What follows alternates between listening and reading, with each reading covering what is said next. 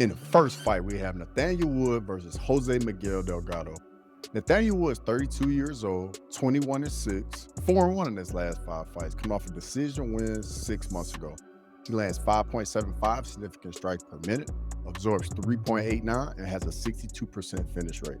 Jose Miguel Delgado is 27 years old, 10-1, 5-0 in his last 5 fights, coming off a TKO win 3 months ago.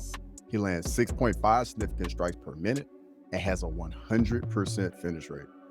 It's a fascinating clash of experience versus youth.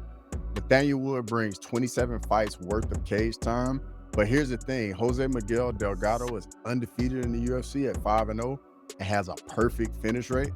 Every single win has been a finish. Wood's the savvy veteran, slightly better takedown accuracy at 48%. The striking numbers favor Delgado. He lands more volume. Fights can be reckless, and he's not afraid to just make it as soon as the fight starts. Wood will look to use his experience and mix in some grappling, but Delgado's the younger, faster fighter, and he's just been on an absolute tear. There's a 5-year age gap difference here. I think that's going to matter. Delgado's on some serious momentum, and he has that finishing ability. And I think he's going to be enough to overwhelm Wood. I think Delgado stays active, pressures Wood, and it wouldn't surprise me if he gets a finish to extend his perfect UFC record. So I'm going with Jose Miguel Delgado. What's up, everybody? Crossover MMA back in here for another video. Now let's get back into UFC 321. In the next fight, we have Ludovit Klein versus Mateusz Rebecki. Ludovit Klein is 30 years old, 23-5-1, 4-1 in his last 5 fights, coming off a decision loss 4 months ago. He lands 3.57 significant strikes per minute, absorbs 3.34, and has a 74% finish rate. Mateusz Rebecki is 32 years old, 20-3, 3-2 in his last 5 fights, coming off a decision loss 2 months ago. He lands 5.29 significant strikes per minute, absorbs 4.53, and has an 80% finish rate. This lightweight scrap features 2 fighters with insane finishing rates. Klein sits at 74%, Rebecki is at 80%. Klein's a striker. He'll also enjoy a massive 7-inch reach advantage. Klein also has some really good body kicks, head kicks, and the head kicks might be there for him against Rebecki. Rebecki's a wrestler/brawler type. He's usually at a reach disadvantage, and he has to get on side and just make the fight very gritty and very ugly. I do think if Rebecki can do that, he can possibly break Klein. The question will be if he can get inside of Klein's boxing. Rebecki lands almost 3.5 takedowns per 15 minutes, so that could also be a path of victory for him. Klein does have solid takedown defense at 80%, so we're going to find out which one of those numbers pans out. I don't think he'll be able to get inside enough cleanly, and Klein just used his boxing to piece up Rebecki on the feet. Give me Ludovit Klein in a tough fight that could be a war. In the next fight, we have Abdul Kareem Al-Selwady versus Matheus Camilo. Al-Selwady's 30 years old, 15-4, 3-2 in his last 5 fights. He lands 4.14 significant strikes per minute, absorbs 3.61, and has a 67% finish rate. He's coming off a TKO loss over a 1.5 years ago. Matheus Camilo is 24 years old, 9-3, 3-2 in his last 5 fights. He lands 1.49 significant strikes per minute, absorbs 1.38, and has a 67% finish rate. He's also coming off a submission loss 4 months ago. This lightweight matchup has some interesting dynamics. Both fighters have identical 67% finishing rates, so we know someone's probably going to get finished. Al-Selwady is the more experienced fighter with 19 total fights compared to Camilo's 12. The experience gap is pretty sizable. Al-Selwady also lands more volume at 4.14 strikes per minute. Camilo only lands 1.49, which tells me his output is just not enough to get it done on the feet. However, Camilo's defensive stats are very good. He only absorbs 1.38 strikes per minute, which is kind of elite, honestly. That means he just doesn't really get hit clean, and when he does get hit, Camilo does have a dangerous submission game. He has 4 submission wins, and he lands 3.44 takedowns per 15 minutes, which is a solid takedown rate. If Camilo can get this to the ground, he's definitely a threat there. Al-Selwady does have 8 submission wins himself and good takedown defense. I think Al-Selwady's experience, activity, well-rounded game give him the edge, and he should be able to keep this standing where his volume overwhelms Camilo. Give me Al-Selwady to get it done. In the next fight, we have Jacqueline Amorim versus Mizuki. Jacqueline Amorim's 30 years old, 10-1, 4-1 in her last 5 fights, coming off a submission win 5 months ago. She lands 2.68 significant strikes per minute, absorbs 1.43, and has a 100% finish rate. Mizuki's 31 years old, 15-6, 3-2 in her last 5 fights, coming off a decision loss 2 years ago. She lands 4.56 significant strikes per minute, absorbs 5.62, and has a 60% finish rate. This women's strawweight fight is all about Jacqueline Amorim's perfect finishing rate. She's never won by decision. Every single win has been a TKO or a submission. That's 10 straight finishes. Mizuki hasn't fought in 2 years, which is a massive layoff. Rust is very real in this sport. Amorim is 5-0 in her last 5 and fought 5 months ago. She's very active and dangerous. The striking stats favor Mizuki in volume, but she absorbs way too much at 5.62 strikes per minute. The defensive liability is going to be a problem. Amorim has elite defensive striking at only 1.43 absorbed. She's elusive, technical. Amorim also has 8 submission wins, but Mizuki does have 9 submission wins, so I'm expecting some fun grappling sequences between these two ladies. Mizuki's takedown defense is solid at 85% as well. Both ladies, like I said, have over 8 submission wins. I think Amorim gets the takedown, and then being on top, I think she'll be in her comfort zone, and she might even lock up a submission, but the 2 years off from Mizuki is just a little too much for me, so give me Jacqueline Amorim. In the next fight, we have Azat Maksum versus Mitch Raposo. Maksum's 30 years old, 15-2, 3-2 in his last 5 fights, come off a decision loss 3 months ago. He lands 3.24 significant strikes per minute, absorbs 5, and has a 67% finish rate. Mitch Raposo's 26 years old, 9-3, 3-2 in his last 5 fights, coming off a decision loss 6 months ago. He lands 1.62 significant strikes per minute, absorbs 3.2, and has a 78% finish rate. This flyweight clash features 2 finishers, Maksum at 67%, Raposo at 78%. The striking stats favor Maksum. He lands double the volume at 3.24 strikes compared to 1.62 for Raposo. But here's the problem for Maksum. He absorbs way too much damage at 5 significant strikes per minute. That's dangerous against a finisher like Raposo. Raposo has the better defensive striking absorbed at just 3.2. Maksum also has good takedown defense at 86%, which should keep this fight standing. If it stays on the feet, I think this should be a war. Both guys have some decent power, but Maksum's activity and recent momentum give him the edge, in my opinion. I think Maksum pressures Raposo, lands a cleaner shot, get another, and it wouldn't surprise me if he got another finish. So give me Azat Maksum. In the next fight, we have Hamdi Abdul versus Chris Barnett. Hamdi's 32 years old, 6-1, 4-1 in his last 5 fights, coming off a decision loss 3 months ago.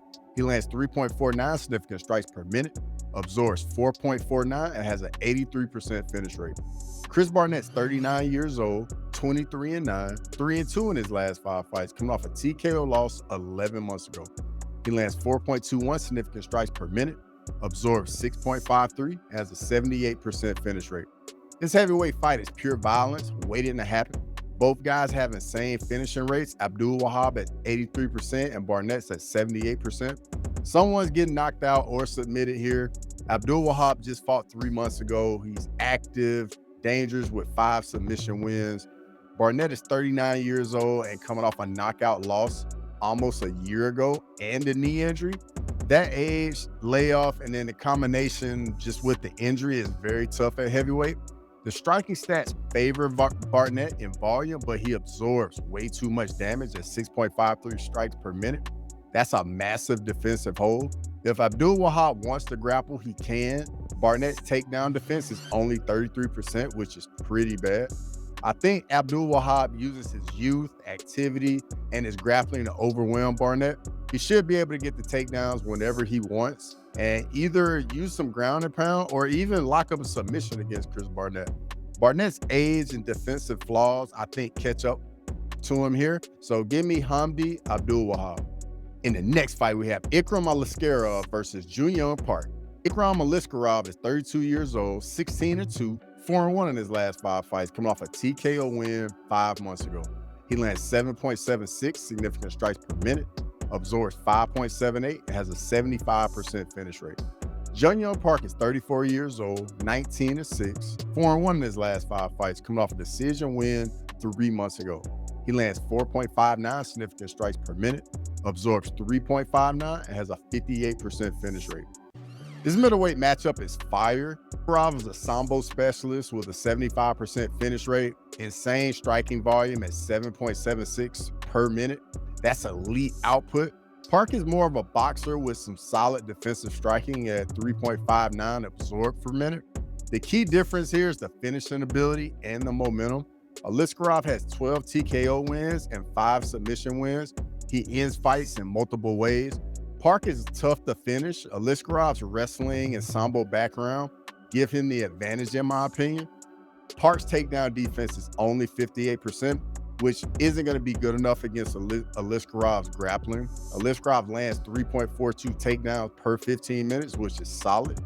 I think Ikram uses his striking volume early, gets Park's respect, and then shoots the takedown. Once on the ground, I think Ikram should be able to use some ground and pound or find a submission on Park. Park's durability keeps it competitive early, but Ikram's well-rounded game is just too much. So give me Ikram Aliskerov. In the next fight, we have Aleksandar Rakic versus Azamat Murzakanov. Rakic is 33 years old, 14-5, 2-3 in his last 5 fights, come off a decision loss 11 months ago. He lands 4.16 significant strikes per minute, absorbs 2.91, and has a 71% finish rate. Azamat Murzakanov is 36 years old, 15-0, 5-0 in his last 5 fights, coming off a TKO win 4 months ago. He lands 4.93 significant strikes per minute, absorbs 2.86, and has an 80% finish rate. This light heavyweight banger features 2 dangerous strikers. Murzakanov is undefeated at 15-0 with an 80% finish rate. That's elite. He's never lost. Rakic has more experience with 19 total fights, but he's 2-3 in his last 5. The momentum clearly favors Murzakanov. The striking stats are pretty close, but Murzakanov lands with more volume at 4.93 per minute.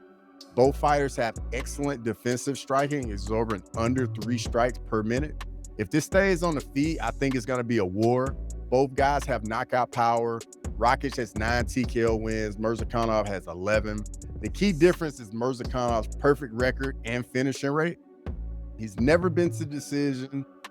Every time someone has tested him, he's found a way to win. Rakic's recent form is shaky, and Murzakanov's undefeated streak is very impressive. Rakic has fought the better competition, but doesn't have a win that really jumps off at you. His last win was in 2021 against Thiago Santos. Everything in me is saying Murzakanov, but I think Rakic is still very talented. He's been in there with so many killers, and I think he gets a win that he badly needs, and I think he's going to fight with a sense of urgency. This kind of reminds me of Dominic Reyes after he had the consecutive losses, and then he got that one win to get some momentum before ultimately losing to Carlos Ulberg, of course. I know I'm going to take a little heat for this one, but give me Aleksandar Rakic in a tough one. In the next fight, we have Aleksandar Volkov versus Jailton Almeida. Aleksandar Volkov's 36 years old, 38-11, 4-1 in his last 5 fights, coming off a decision loss 10 months ago. He lands 4.97 significant strikes per minute, absorbs 2.99, and has a 74% finish rate.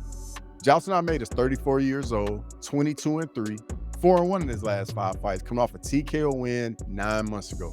He lands 2.62 significant strikes per minute, absorbs 0.89, and has a 98% finish rate. His heavyweight feature bout is an absolute problem for both guys.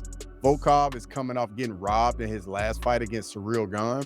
He's hitting his stride at 36 years old. Almeida has a ridiculous 95% finish rate. He almost never goes to decision. The striking stats heavily favor Volkov. He lands with more volume at 4.97 per minute and has a significant reach advantage. But here's the thing, Almeida's defensive striking is elite. He only gets hit 0.89 times per minute. That's insane. It's almost impossible to hit him clean. Almeida's game is simple. Take you down, look to submit you, or just pound you out with ground and pound. He has 13 submission wins. He lands 6.58 takedowns per 15 minutes. That's elite wrestling at the heavyweight division. Volkov's takedown defense is 72%, which is solid, but not great. If Almeida gets Volkov down, in my opinion, I think the fight's a wrap. But Volkov's striking and reach should keep Almeida at distance early. This is very much a styles clash. Volkov wants to keep it standing. Almeida wants to grapple. I think Almeida's relentless pressure and wrestling will eventually break Volkov down. Should be able to get a takedown or two, lock up a submission. So give me Jailton Almeida to get it done. In the next fight, we have Umar Nurmagomedov versus Mario Bautista. Umar Nurmagomedov is 29 years old, 18-1, 4-1 in his last 5 fights, coming off a decision loss 9 months ago.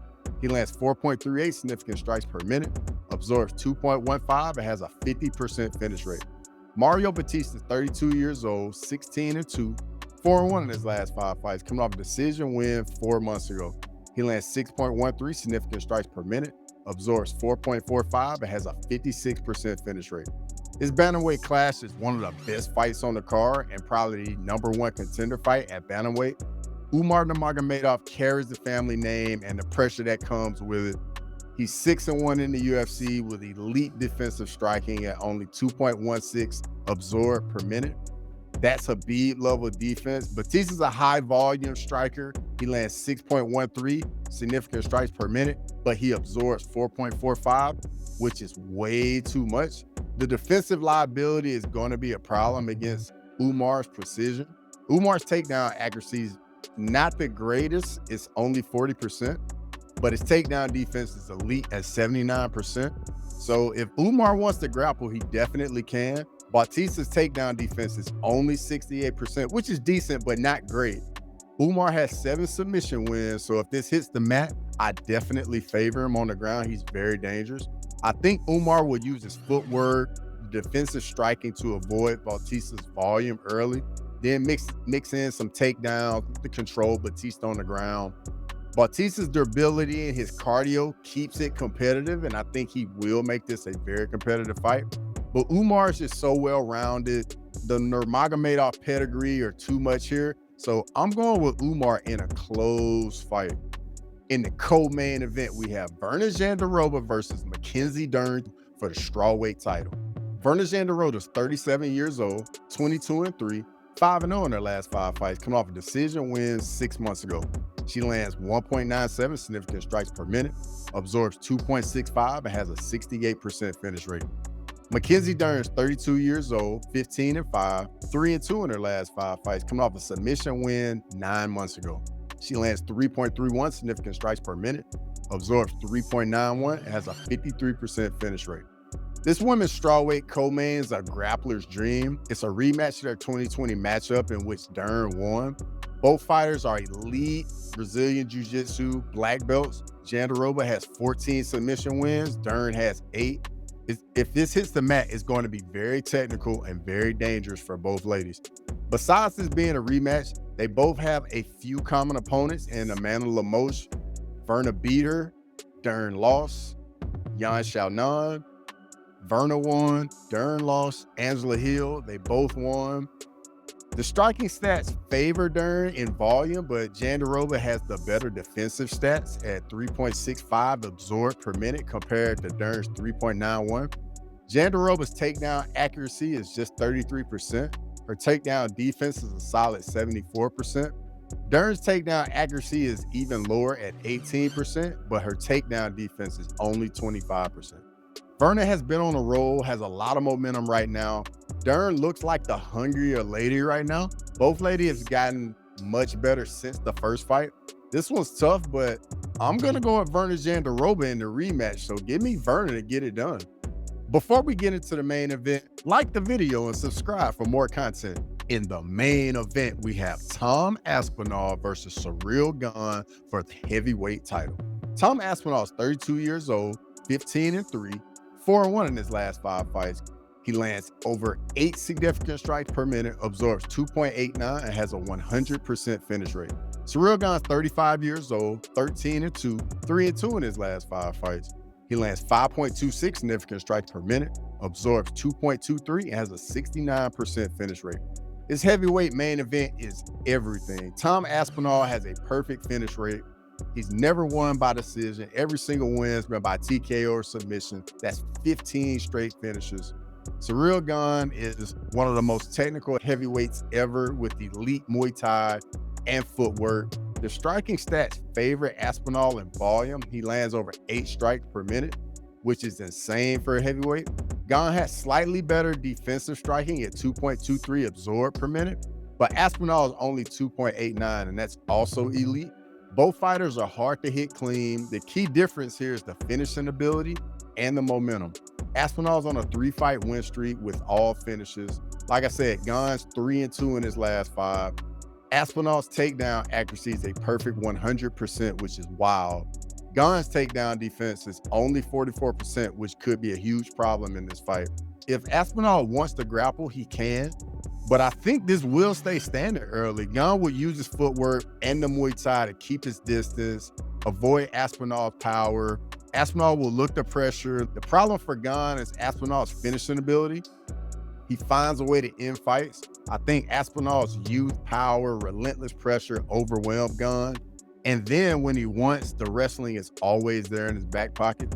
He should be able to land something big by the second round and get another finish. So give me Tom Aspinall to get it done. If you made it this far in the video, I really appreciate it. Let me know your picks in the comments. Questions, comments, thoughts, and your feedback are always welcome. And as always, until next time.